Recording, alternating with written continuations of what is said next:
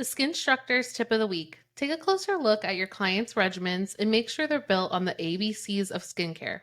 That means checking for the three essentials. A, for vitamin A derivative, like retinol or retinoid, for cell turnover, acne management, and collagen support. B, for broad spectrum SPF 30 plus to protect all the progress they're making.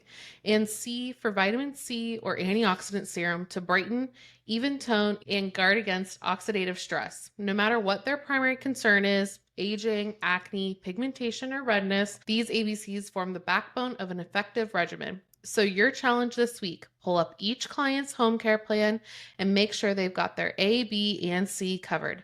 If one is missing, that's your opportunity to elevate their results. Welcome back to the Skinstructors. I'm Morgan. And I'm Jolie, and today we're focusing on how estheticians can create simple, effective skincare regimens for their clients. Absolutely.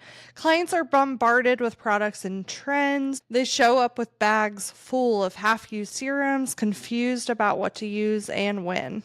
Yeah, and that's where you step in. As an esthetician, your role is to cut through the noise, customize based on their needs, and give them a regimen they'll actually follow. Before we even talk products, let's start with skin analysis because you can't build a regimen without truly understanding the skin that's in front of you. Exactly, and that's where the three T's come in, that texture, tone, and temperature.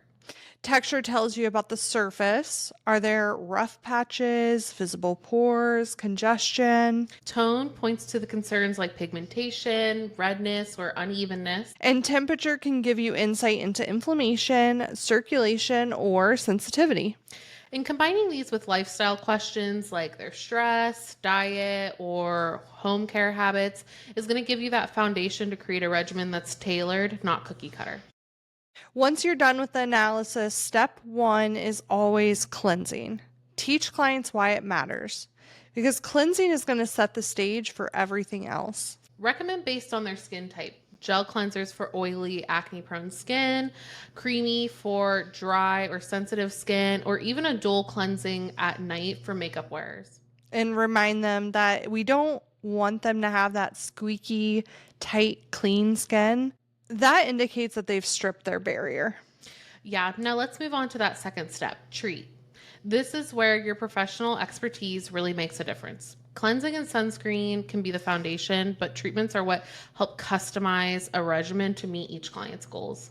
Exactly. And treatments don't mean throw everything at the skin, although I tend to do that. But they mean selecting targeted ingredients that correct or manage what you found during your skin analysis. Really paying attention to the three T's, the texture, the tone, and the temperature.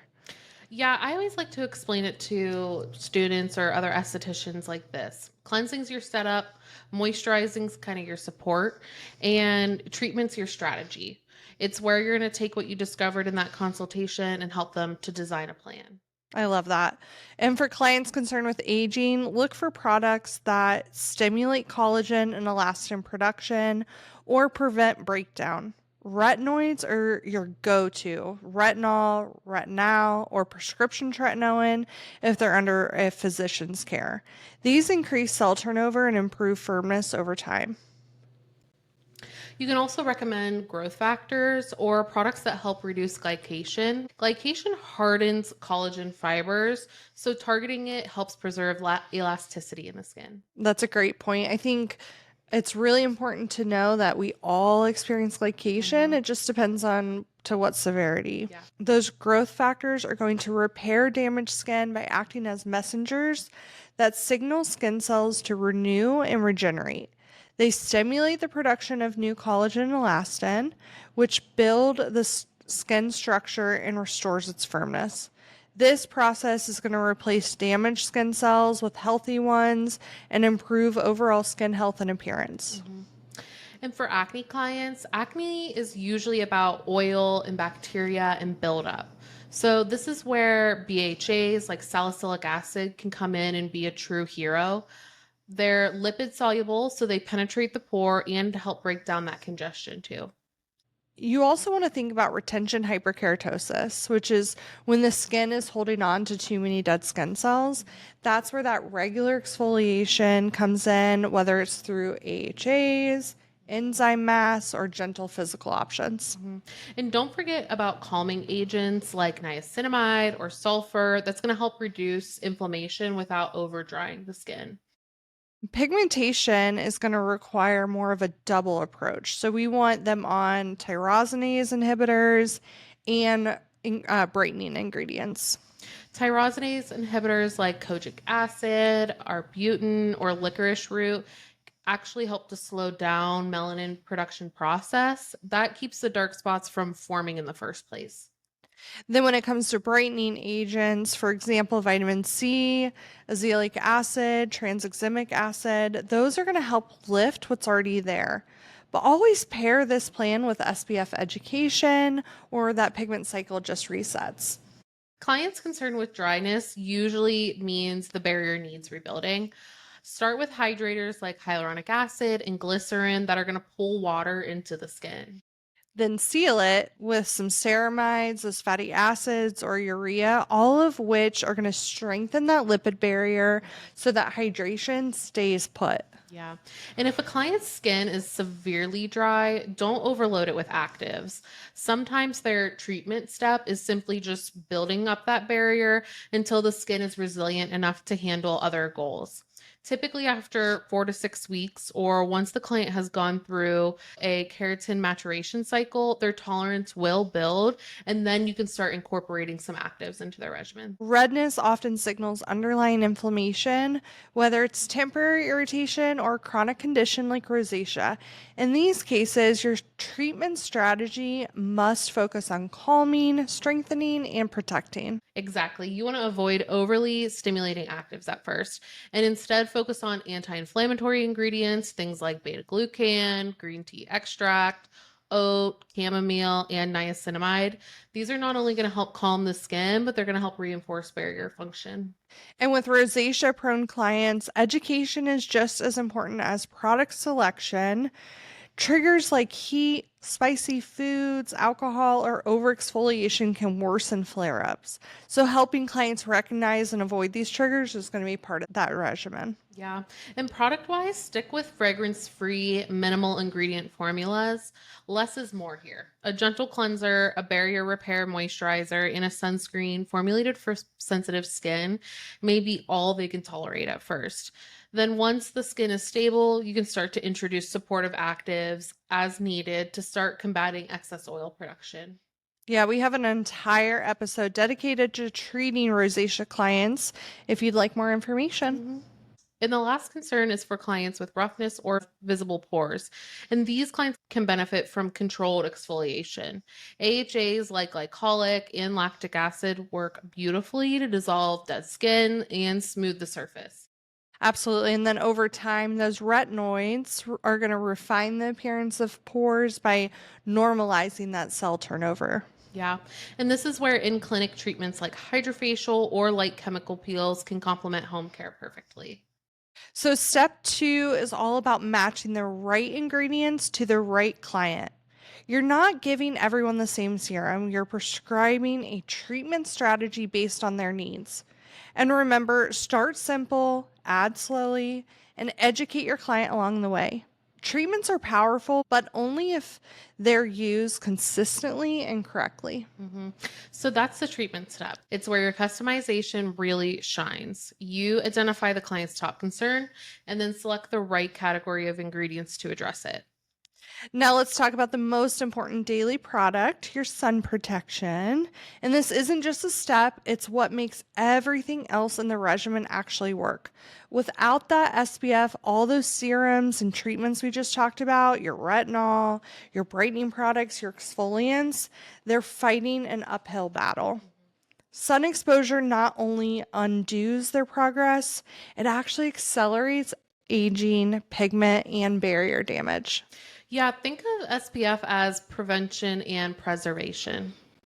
UVA rays age the skin by breaking down collagen and elastin, while UVB rays burn the skin and trigger hyperpigmentation. Both can lead to skin cancer. And what a lot of clients don't realize is that UVA rays can penetrate windows and even cloud cover. That means indoor workers, drivers, anyone sitting near a window still needs that protection daily. When recommending SPF, you need to match the formula to the client's skin type and lifestyle. Chemical sunscreens, those will have ingredients like avabenzo and octocrylene, etc. Those absorb the UV and transform it into heat. They're lighter, they're more cosmetically elegant, and less likely to leave a white cast, making them ideal for oily clients or those with deeper skin tones. And then we have physical or mineral sunscreens, and those contain ingredients like zinc oxide and titanium dioxide. These are going to sit on top of the skin and they reflect UV. They're often recommended for sensitive, rosacea prone, or post treatment clients since they're a little less irritating. But with new technology, you're starting to see now hybrid blends of SPF where they're both physical and chemical. So you get the benefits of a physical by blocking and deflecting rays, but you get the benefits of a chemical with seamlessly blending into the skin and not leaving that cast. Yeah, that's my favorite. The SkinCeuticals Daily Brightening SPF is a combo and it's absolutely beautiful. Yeah. I always remind clients that the best sunscreen is the one you'll actually use. If they hate the texture of the finish, they won't stick with it. Yeah, dosage is a big education piece also. Clients rarely apply enough. They need about half a teaspoon for the face and neck or 2 fingers length of product. I feel like I just recently have been so good about making sure I use enough. I know, me too. Yeah, it's bad. Yeah. Or it was bad. I'm much better. Yeah. It's a habit you have to learn. Yeah. Yep. SPF is not set it and forget it too. So if they're outdoors, they're sweating or swimming, they need to reapply every 2 hours. And if you're indoors, a morning application is usually fine unless you're sitting by a sunny window all day. Now, Julie, I'm sure you've heard this before. This comes up all the time. Clients say, but my foundation has SPF in it. Oh, yes, which is great, but it's not enough. Yeah. Makeup with SPF is a nice bonus, but you would need 7 to 10 times the normal amount of foundation to get the labeled protection. So it should still always be layered over a dedicated sunscreen. Morgan, do you like to recommend a different SPF to clients with specific concerns? Absolutely. So it helps customize their regimen even more, making it more likely that you'll find an SPF that they're actually going to use. So for acne prone and rosacea clients, I like to recommend oil-free or non-comedogenic mineral sunscreens that have zinc that's going to aid in the soothing process. And then for pigmentation concerns, look for an SPF with brightening ingredients in it, such as tranexamic acid or niacinamide. And then for our active clients or outdoor workers, water-resistant formulas are going to be key. Yeah, I love that. At the end of the day, compliance is what matters. A sunscreen that feels weightless, blends easily, and fits into their morning routine is far better than a perfect formula that sits unused. Yeah, if there's one product you want every client to leave with, it's sunscreen, period. So now we've walked through the essential steps. Cleanse to help prepare the skin, treat to target specific concerns, and protection with daily SPF. And here's the big takeaway. No matter what the client's skin type, age, or concern, every regimen should circle back to those ABCs of skincare. It's the universal anchor you can build everything else around. Exactly. We love the ABCs. So A stands for vitamin A, your retinoids. Those are the gold standard for cell turnover, acne management, and collagen support. And then B is for broad spectrum SPF. That is your protection piece we just covered, and the daily shield that keeps all other treatments working. Yep. And C is for vitamin C and antioxidants. We have brightening, evening the tone, and protecting against oxidative stress. If you remember nothing else, remember this: cleanse, treat, protect. and always make sure the ABCs are present. When you layer that structure with customization, you've got a regimen that works for every client. So, how do you translate all this into a simple regimen for a client? Yeah. So morning, you would have your cleanser Mm-hmm. and then your antioxidant, your vitamin C serum, and then go in with your treatment serum and then SPF. Mm-hmm. Perfect. And then in the evening, we're going to cleanse, ideally twice, especially if you wear makeup. Yep. And then add in your treatment products. So that could be your retinoid or exfoliant, depending on what goals you're looking to achieve. And then your moisturizer. Mm-hmm. Yeah. It's a structure you can always fall back on and then customize per client. Before we wrap up, let's talk about the mistakes and myths we see over and over, because half of our job as estheticians is correcting misinformation. Yeah, exactly. Clients usually don't mean to harm their skin, Mm-hmm. but they follow what they hear from friends, social media, or marketing hype. So here are some big ones that we need to watch for. The first is more products is going to equal better results. Many clients think that if they layer on more serums, they'll get faster results. In reality, too many actives often cause irritation, barrier repair, or chasing the results with no consistency. Mm-hmm. A focused 4 or 5 step regimen and consistency beats a 12 routine most of the time. Another common one is if it's all natural, it must be good for you. Mm-hmm. Not true. Poison ivy is natural and so is lemon juice, but neither of them belong on your face. Let's not. Yeah. Yeah. Always remind clients that evidence-based formulations, whether they're botanical or lab created, are what matter. Safety and efficacy come from testing, not from a buzzword on the label. Yeah. And then our next myth is that you only have to wear sunscreen when you're outside. Yeah, I think we debunked this already, but clients often do think that sunscreen is only for sunny days outside, but those UVA rays can penetrate windows and drive photo aging every single day. Mm-hmm. Teaching this one's huge, especially for pigmentation or anti-aging focused clients. Without that daily SPF, their other products are basically working against the constant UV damage. Another tip that you'll want to keep in mind is that clients are going to need help learning what can and can't be layered. So, for example, vitamin C and retinol can be irritating if applied together, while niacinamide and vitamin C can be very supportive. It's our role to simplify this for them. Clients want instant gratification, but skin turnover takes time, usually 4 to 6 weeks. And as estheticians, we need to set that expectation up front so they don't give up on a product too soon. So remember, start with a thorough skin analysis, build from the basics, and then customize treatments based on your client's goals. And use those ABCs as your anchor, and then layer in actives for acne, pigmentation, dryness, redness, or texture as needed. Thanks for tuning in today. DM us on Instagram at SD Training for any questions you have. We always love hearing from you. And don't forget to subscribe, rate, and review the podcast. It helps us reach more estheticians who need the support. And as always, don't hesitate to educate.